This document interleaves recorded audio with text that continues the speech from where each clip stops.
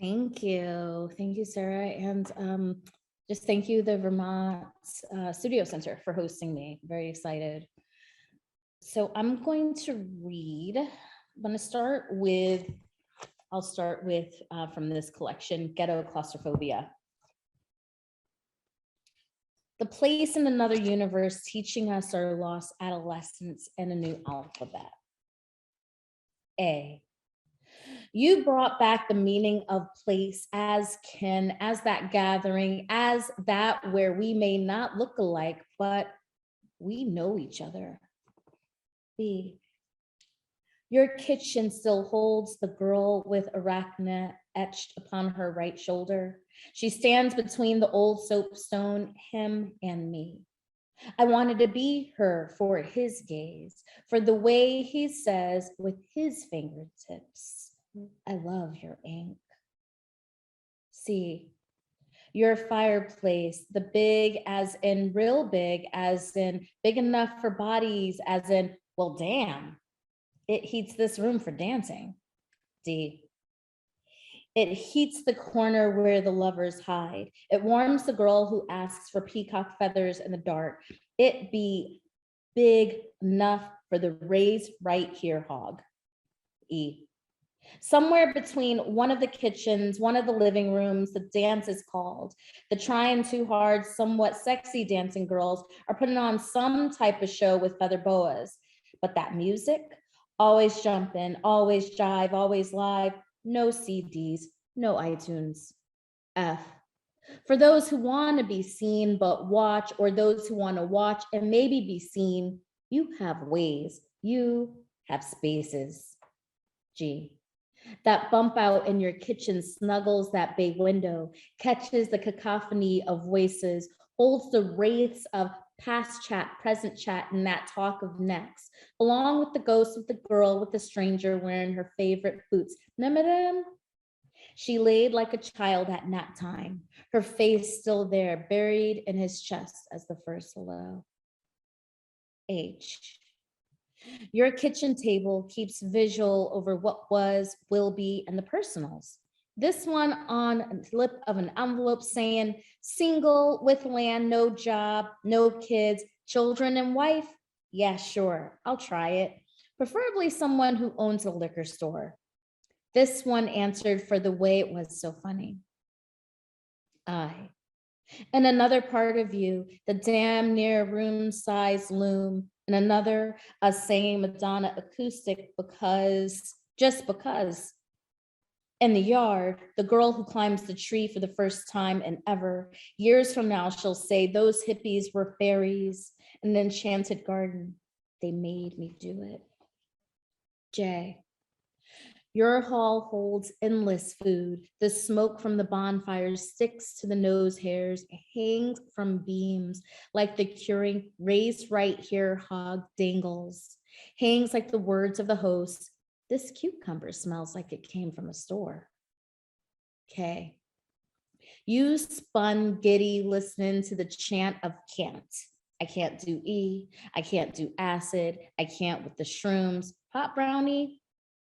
Your gazes always spoke magic, turning no to yes or something like, okay, just a small piece. L. You become anybody's anything, teaching taste like new positions for the tongue, training the hands of naysayers saying, girl, you don't cut a raised right here hog fresh from the fire. Do like this with your fingers. M. You brought back the obsolete meaning of kindred, as in, we've been doing this before the universe knew about any of you. And brought it back like it never went missing, like the way your body be known, solace, elixir for the lonely, looked a lot like proximity turned crush, a lot like the way a Gandalf doppelganger you introduced me to did it for me. No joke. Oh, I keep coming back practicing the linguistics, a lot like disappearing into and out of him, and into holding patterns of detachment, into, I could just keep coming back and doing this. P, if you go, there are rules. Rules for those who never been. Learn about it through Mel, as in the snail kind.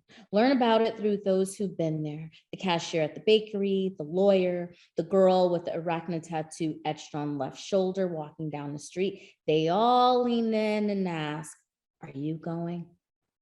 Except, though you don't know how you'll get there or how you'll get back. Go by way of a housemate's car, pay for gas.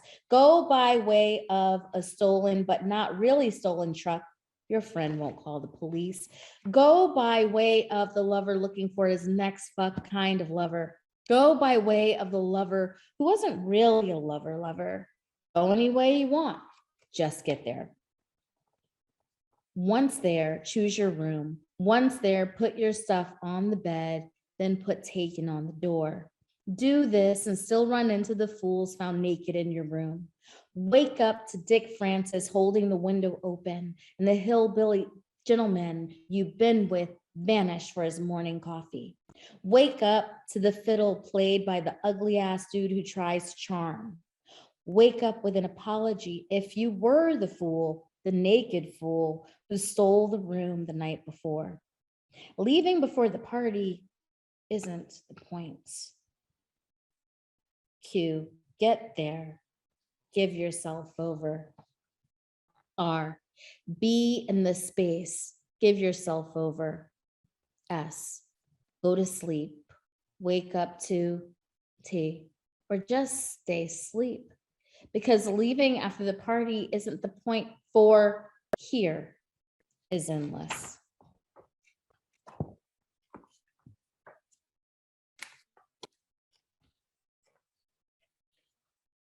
Cthulhu's Diaries. Knee-high brown socks is the last thing I remember. Did it all start in a basement? The way an elementary school bathroom stall holds secrets of playing house, like the way a whistle makes contact with yellow shorts fitted upon prepubescent bodies. Somewhere in a dark room, your ice cream lands on my 9-year-old legs. Somewhere, barely hidden by the lip of the doorway, that boy's still waiting. He's next. Looked a lot like the night I wanted to scream at the ceiling, I'm not ready. A lot like ignoring the way the veins strained against his neck, never noticing her resistance on my nightstand. I kept thinking Klim's kiss could bring me more of that thing. I once hoped that school children finished what I started with a wishbone after they understand banter on a playground, before they realize that full moons will keep minding their own business, with or without your words. Against the concrete walls, he dry funked me in Auntie's garage while homemade vanilla ice cream dripped down our chins. I wanted his hands on my 8-year-old body. They warned, he filled you up. Everyone knows it. I spent all my Herald Street waiting for it, like trying to decipher the first sounds of the universe. Knees digging into mats, clasped hands are better than the ones pumping fists, all just another way to say meditation, yoga, tantra, sutras, confession. Like a lost child with beads between my fingers, I chanted, Om Mani Padme Om, killing you before your eyes could open. I didn't have an apology big enough for that invitation. No apology big enough for that invitation. So I killed you before your eyes could open, chanting Om Mani Padme Om, like a lost child, holding beads between my fingers. Meditation, yoga, tantra, sutras, all to say clasped hands are better than the ones pumping fists. Knees dug into mats, tried to decipher the first sounds of the universe, like spending all my Herald Street waiting. Though they warned, he fills you up. Everyone knows it. I wanted his hands on my 8-year-old body. Homemade vanilla ice cream dripped down our chins while he dry fucked me. I liked it. Once I hoped that school children would finish what I started with a wishbone, after they understand banter on a playground, before they realize full moons will mind their business with or without your words. I thought Clem's kiss on my nightstand could bring me more of that thing, never noticing her resistance, ignoring the way the veins strained against his neck. Looked a lot like the night I screamed at the ceiling, "I'm not ready." Somewhere that boy waited, barely hidden by the lip of the doorway. Somewhere he'd be next. In the same place where your ice cream lands on my 9-year-old legs in a dark living room. Like the way a whistle makes contact with yellow shorts. The way an elementary school bathroom stall holds the secrets of playing house. Or did it all start in the basement? The last thing I remember is knee-high brown socks.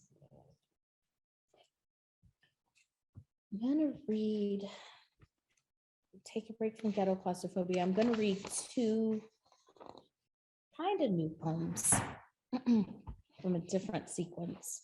They don't have a home quite yet.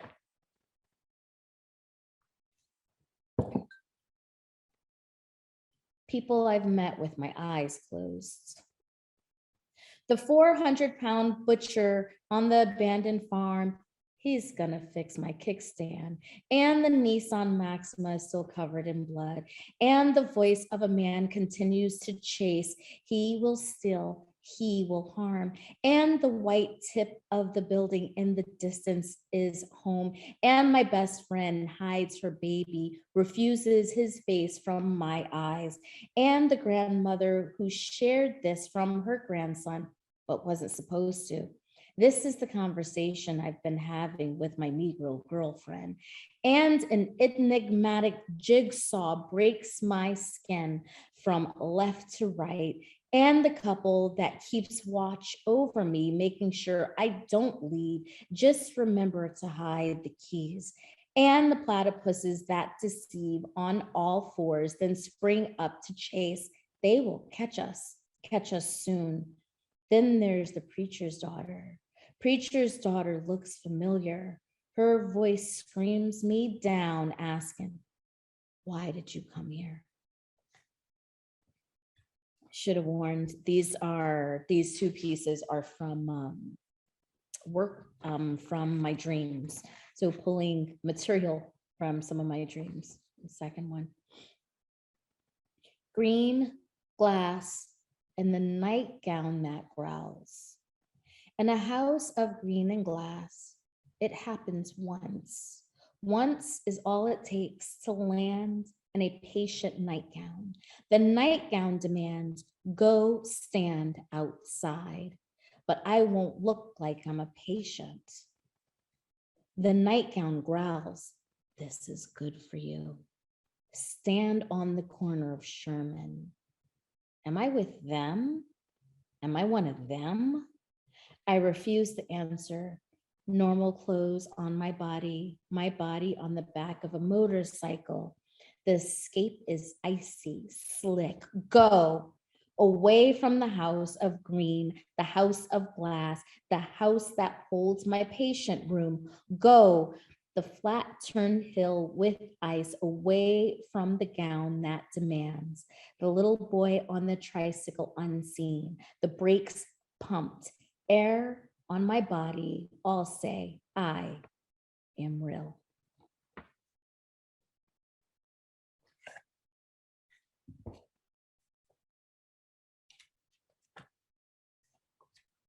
I think I've talked about this before. One of the things that I love to do is think about the page as a stage and think about rest points for the body. So in between ghetto claustrophobia, there is a pause point, an interlude. So I'm going to finish with reading you parts of that interlude.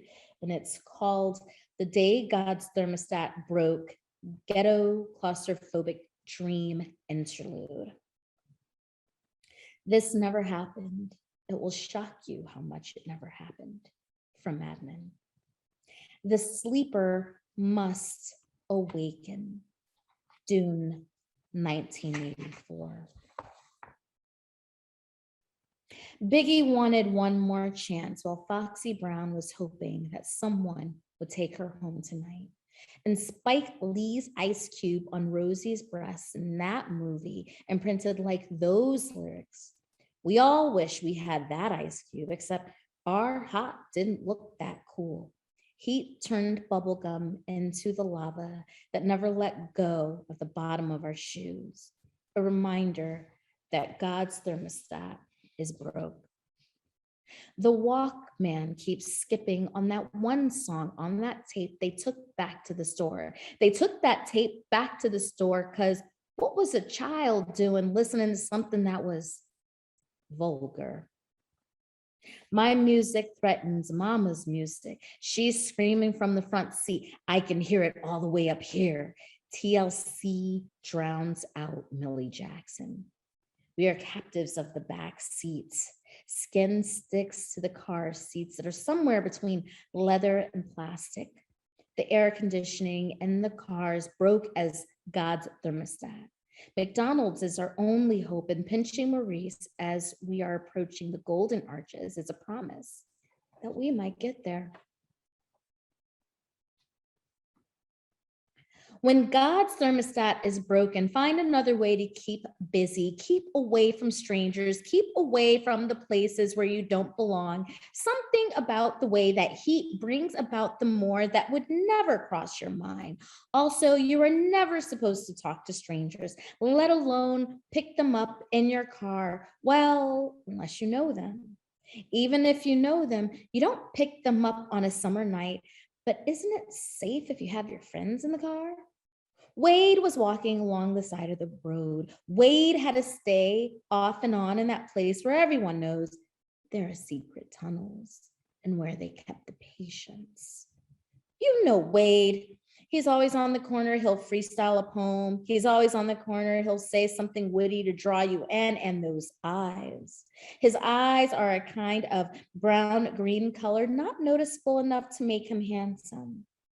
It wasn't just his words that made you know where he'd been and where he was going again. You just knew looking into his eyes. The kind of eyes that made you peer in. The kind of eyes that spoke his crazy right into you as he talked. Speaking of crazy, sometimes boredom has a way about it, a kind of saunter like its twin, trouble. They both show up when it's hot. See, trudging through snow or trying not to fall on ice don't work well for these two. Trouble and boredom manifested in a dude, the color of one of the early spring flowers, color of forsythia. No government name, but a one-word, two-syllable street name. He was straight out of the Newport Pleasures ad. A cat with a slick look. What he bloomed, we didn't want. But like the forsythia, he appeared on time and in his season. He made us pay attention to the way day ate night, the way night ate children who had to succumb to the endless ride in the purple Cadillac. He made us pay attention to what happened when mamas felt the heat of a broken thermostat when their husbands are at work, the ghetto version of a bar hop. He taught us that people, like houses, are interchangeable. He taught us that, like the endless tap in a bar hop, intoxicated cars stumble like the ones who had too many hunch punches. And when cars stumble in the heat, they hit telephone poles. In broken radiators, we trust. We trust that feel good, all right, and all sorts of wrong be interchangeable. Something about the broken radiators and the way everyone is like to believe anything. Like the way I tell my friends, I can't stay long for a visit. I must go be a fairy in the woods, more like Autumn's sister at a medieval fair. My shoes went missing like my husband. My bare stocking feet wonder why the shoes were there in the first place. Don't they interfere with just being? When it was hot like that, the right kind of hot, mothers tell their sons, it's okay. the fairies have ferried us. Other mothers forget to warn their sons. When you try to trick the wrong fairy's son, even if it's at a fair, trick her by asking her on a date, fool her by asking to pay for your way. Try to be and say all the things she's already heard. She won't stay, and she may lead you to your doom. The fae folk be cunning folk. Their eyes always precede your knowing. Thank you.